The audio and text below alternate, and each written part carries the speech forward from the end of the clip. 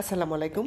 অসম্ভব মজার এই রেসিপিটা তৈরি করতেন আমার নানু। আমরা যখন ছোট ছিলাম আমাদের ছোটবেলায় আমার নানু এই রেসিপিটা প্রায় তৈরি করতেন এবং এই রেসিপিটা একবার খেলে বিশ্বাস করেন বারবারই খেতে ইচ্ছে করে।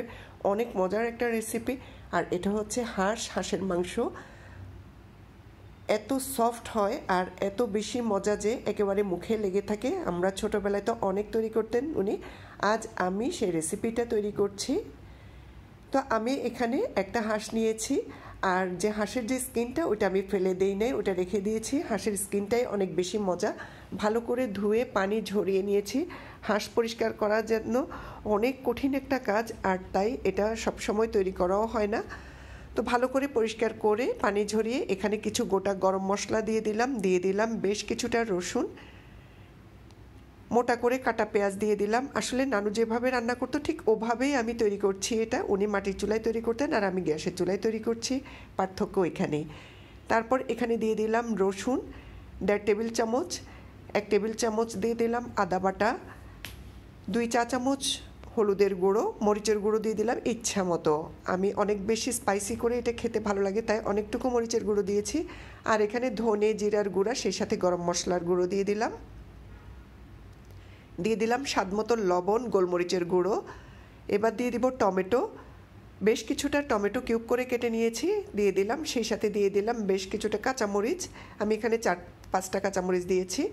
এরপর সরিষার তেল দিব অনেকখানি, দিয়ে হাতে ভালো করে মেখে নিব। একদম উল্টে পাল্টে ভালো করে মেখে নিতে হবে যেন সমস্ত মশলাগুলো একসাথে মাংসের গায়ে লেগে যায়। আর এই রান্নাটাতে আমি কোনো রকমের কোনো পানি ইউজ করব না। আমি এগুলাকে ভালো করে হাতে মেখে নিয়ে হাতটাকে ধুয়ে সামান্য একটু পানি, হাত ধোয়া পানিটা ওইটাই শুধু দিব, আর কোনো পানি ইউজ করব না। হাঁসের মাংস যদিও অনেক শক্ত, কিন্তু এভাবে রান্না করলে একদম সফট হয়ে যাবে।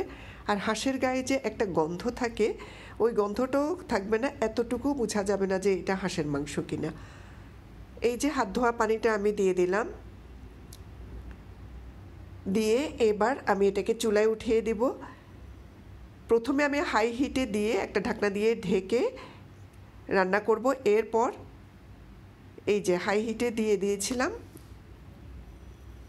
ভালো করে চারপাশ থেকে বলক আসার পরে এরপর আমি ঢাকনা দিয়ে ঢেকে একদম লো হিটে এটাকে 40 মিনিটের মতো রেখে দিব। এর মধ্যে আমি আর ঢাকনা খুলব না, জাস্ট একটু করে করে নেড়ে দিব। হাঁসের গায়ের থেকে এই যে অনেকটুকুই পানি বেরিয়েছে, এই পানি দিয়েই কিন্তু রান্নাটা হয়ে যাবে। টমেটোর গায়ের থেকেও অনেক পানি বেরিয়েছে। আবারও ঢাকনা দিয়ে ঢেকে দিলাম। ঢাকনা দিয়ে ঢেকে অনেকক্ষণ এটা লো হিটে রান্না করব।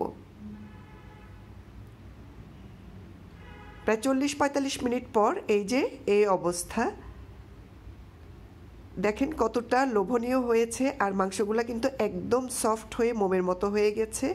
অসম্ভব মজার এই রেসিপিটা, একদম ঝাল ঝাল, একটু হালকা টক। জাস্ট মাটির চুলায় রান্না করলে এটার মধ্যে একটা স্মোকি ভাব আসে, তখন আরও বেশি ভালো লাগে। এটা আমার রান্নাটা একেবারেই কমপ্লিট হয়ে গেছে। একবার হলেও এই রান্নাটা তৈরি করে দেখবেন।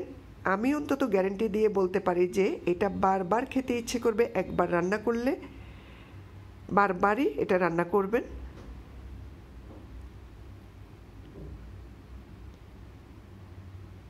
আজ এই পর্যন্তই। ভালো থাকুন, সুস্থ থাকুন। আল্লাহ হাফেজ।